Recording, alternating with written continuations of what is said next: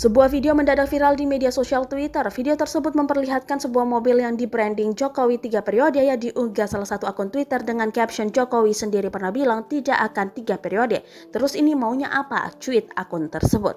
Terlihat dalam video, mobil tersebut terparkir di halaman yang luas. Mobil dengan jenis Toyota Innova Silver juga dipasangi foto Jokowi yang mengenakan kopiah hitam. Setiap sisinya juga didesain berwarna merah. Ada pula logo relawan Jokowi bertuliskan Jokowi Barat JP atau Barisan Relawan Jokowi Presiden dan Barisan Relawan Jalan Perubahan atau Barat JP. Tak hanya satu mobil, ada juga mobil Fortuner putih dan warna hitam dengan branding yang sama Jokowi 3 periode. Gak mau ganti, gak mau ganti, gak mau ganti presiden. Kami mau dia lagi, terdengar lagu pada video tersebut. Tak disebutkan di mana keberadaan mobil itu, melainkan dari plat nomornya DB untuk wilayah Sulawesi Utara.